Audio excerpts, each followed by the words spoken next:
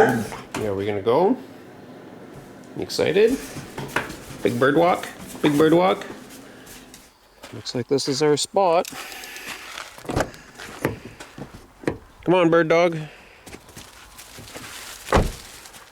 So this is the last week basically of the peak breeding bird season in my part of Ontario. So last chance to get point counts and observations in the preferred period. So after now, birds will be harder to observe, I guess, and because they'll be past breeding, you wouldn't know for sure if a bird is a local bird or a migratory bird, perhaps, that you've seen. So we're going to gear up here. I brought water this time. I don't really like carrying water because it pings and sloshes in my backpack and it sometimes interferes with how I hear birds. But I'm going to bring it today because it's hot and sunny and having a hard time keeping hydrated. I have my GPS. My dad bought this a few years ago, like actually 15 years ago or something. So it's kind of an old style, but I've gotten really fond of the belt clip on it. So the belt clip has a clip that attaches to your belt, and then it's super secure, and then it has a quick release button that allows you to remove the GPS from the clip, but it can free swing on there. So it's kind of like a holster, and it works really well. So I'm really loving that. And I also upped my birding game. No, I didn't. But I upped my birding equipment. I bought a Cabela's branded spotting scope this week. I haven't even unboxed it yet, so I'm going to do that in an upcoming video. And really excited to have that. I'm not really in spotting scope country, but they are excellent for spotting for birds in wetland areas, and I'll use it for sighting in my rifle scope and stuff. Save me walking back and forth. I'll be able to use that. But I'm looking forward to trying it out and reviewing it in an upcoming video. Let's get started.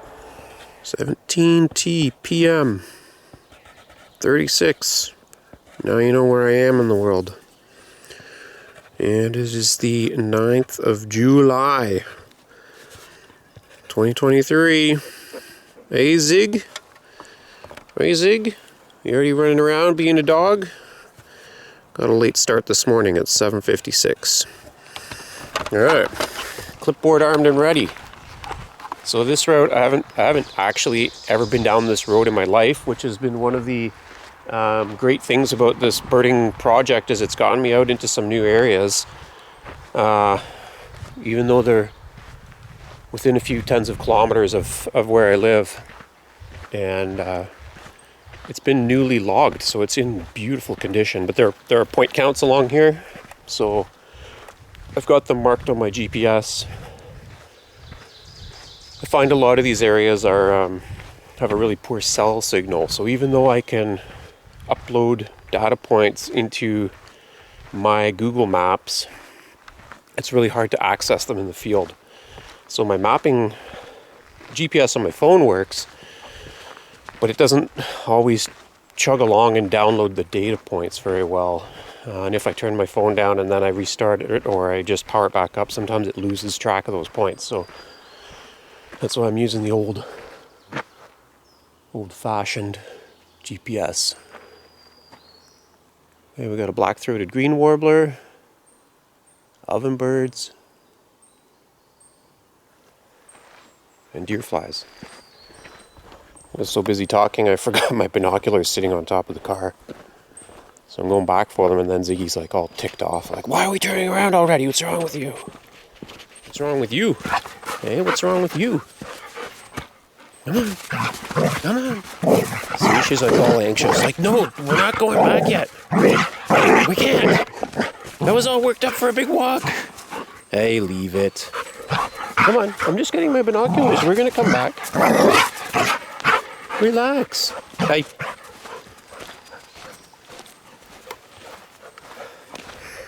She wakes me up every morning wanting to go on these walks. I can't do them every day. I got other things to do. But when we do get out, she loves it. As soon as she sees me grab this orange backpack and my binoculars, she's like, yes! Even though you get bit constantly by deer flies, Ziggy, you just don't care. It's actually July the 10th, I realized. Also realized I have crazy hair this morning because I basically got barked out of bed by my dog. Had a quick breakfast and a coffee. Forgot to do anything with my hair, but you'll just have to suffer through it, I guess, as I will. One of the things I like about this is trying to double up on the outing. So I keep meaning to bring my electric chainsaw and just cut like a trunk load of roadside firewood every time I'm out. Because there's so much of it along these roads. Lots of good dry hardwood, and saw some fireweed. It could be picking some fireweed. I see a white pine tree that's heavy in cone. Just lots of different things that you get to notice about what's going on in the world around you. The real world, the natural world. Like, I don't have any time to come here and hand harvest pine needles, but I have been finding them making an excellent mulch for my raspberry patch. But in an area where there's lots of white pine trees, then I kind of bookmark it in my mind to come back and just rake up bags of leaves for mulch.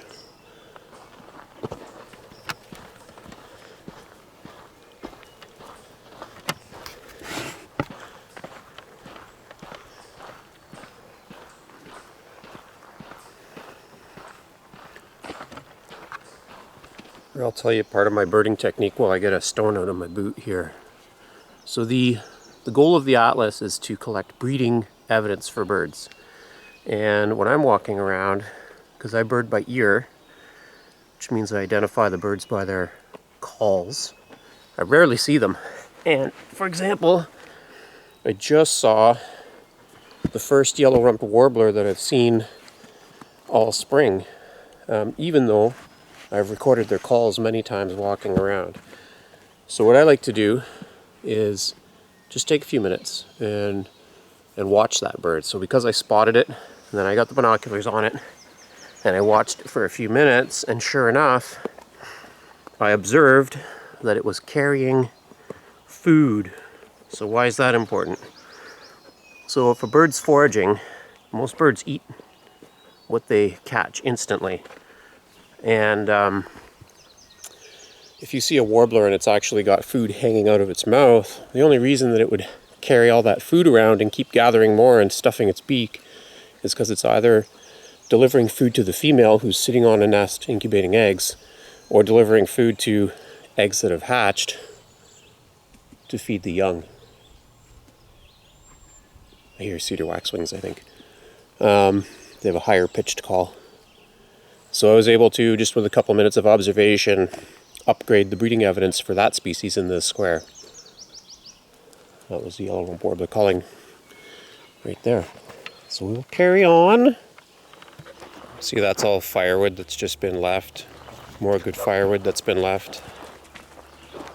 So I'm trying to access an on-road point count location, and I followed this road. You can see that the start of the road was graveled, and then they've been punching in a new road that seems to lead to where I want to go, and then the road stops.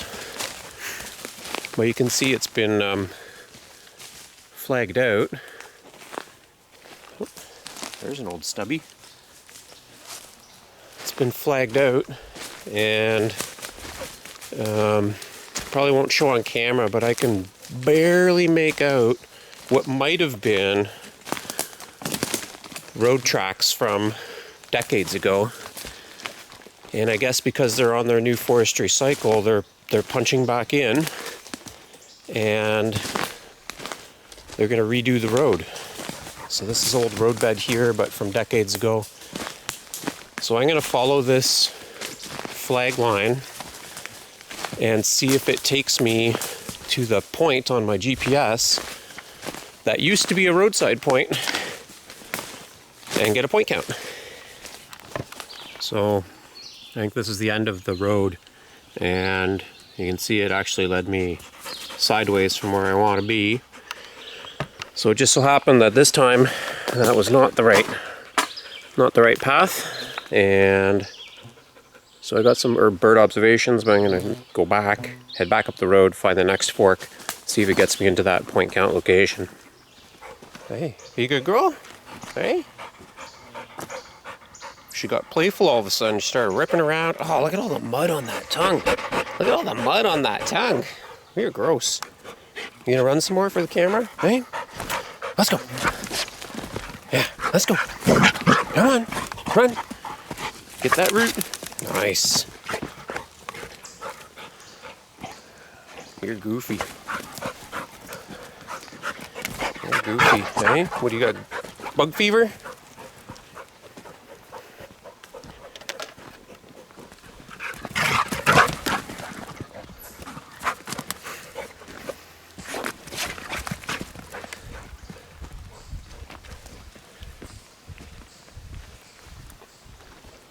That's a lot of deer flies. Yeah, can you eat them all? She'll try. Sometimes she knocks them out of the air and slurps them up off the ground.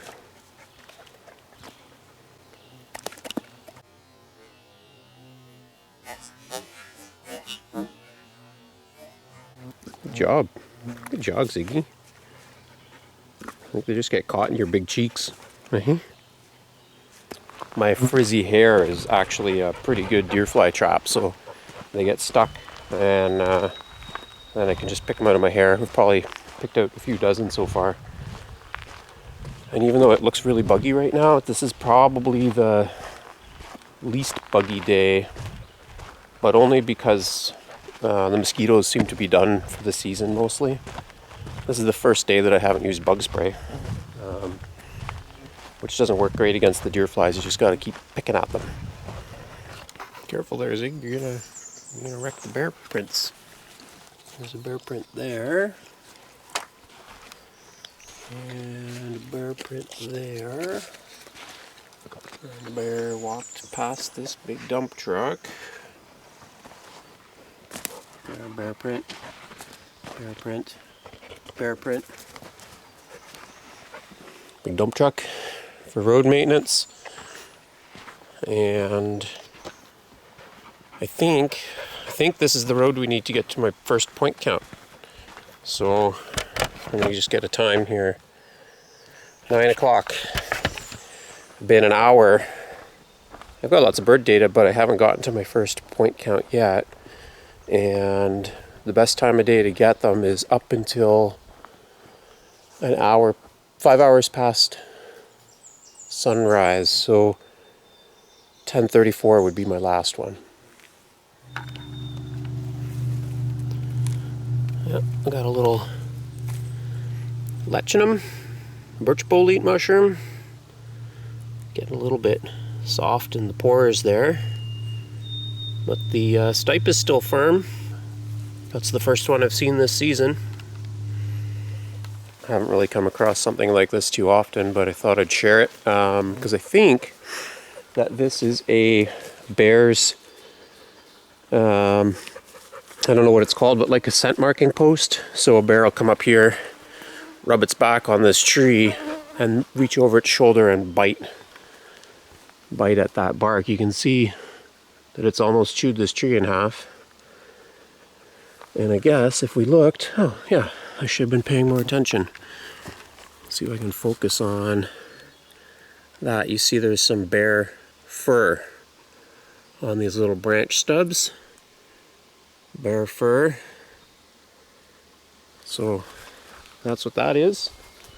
A bear's scent marking post, which means that this old road that I've been following must be a fairly well used bear trail, and which means if I'm building a mental map of resources, if I'm interested in a fall bear hunt, this might be a good spot. There's some trees here big enough to hang a stand. It's a pathway, so it gets regular travel. All the little all the little extras that I'm finding while birding. You are finding so many. Yeah, you lay down on my clipboard and surprised yourself. You're finding so many deer flies. Eh? And little mosquitoes on your nose. Poor Ziggs. Poor Ziggy. Worth it though, right, Zig? Worth it. Okay, I'm really closing in. Oh, on a lot of glare. Closing in on that point count location, an on-road point count location, but as I've mentioned, what was on-road a couple decades ago might not really be an on-road location anymore. But check this out. I'm only about a minute up the trail, and this looks like another tree. See, that's a bear hair there and there. I don't know if you can see those, and the chew marks, teeth marks here. So the bear rubs its back on this tree, reaches back behind its shoulder, and has a big chomp. What I should do, which would be very interesting, would be to bring a game camera out here and leave it for the summer, or part of the summer, and maybe get some video footage of that behavior. That would be cool. Maybe I'll do that.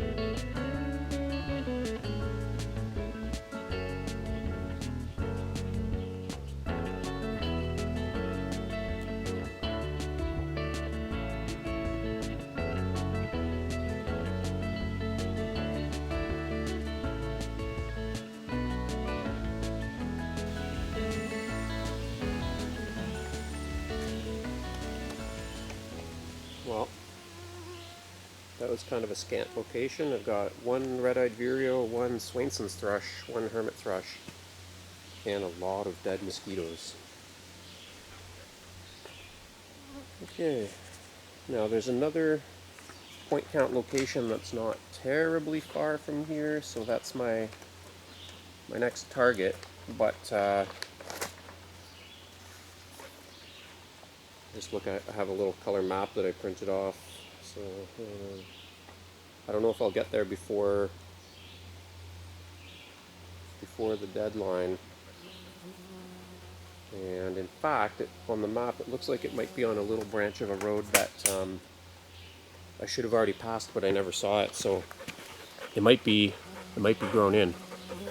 Aw, there's a nice thumbnail shot, Ziggy. There's a nice thumbnail shot. Yeah, you're a good doggy. Eh? What a good doggy.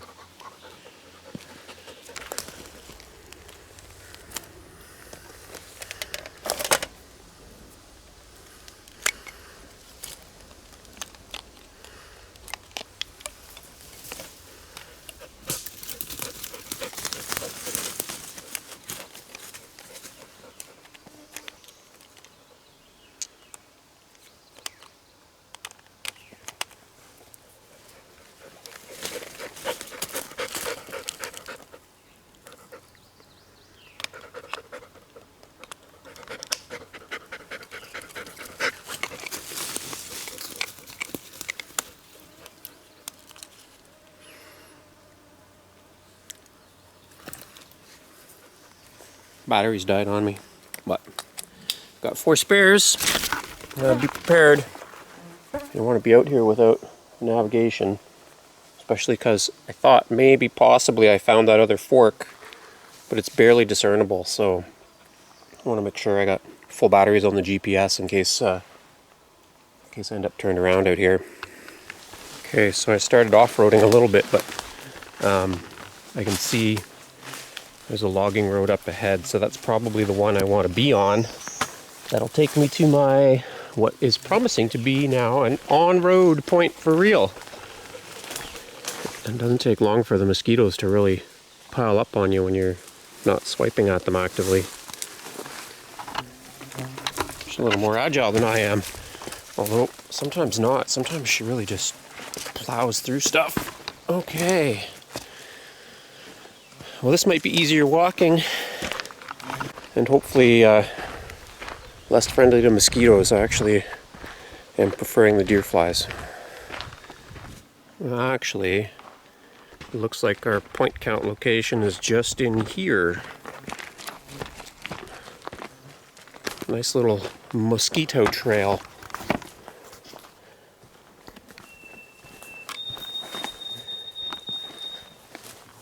Alright. I gotta do this.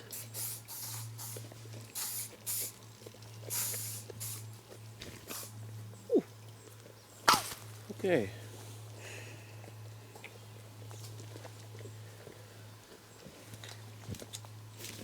Second point count for the day.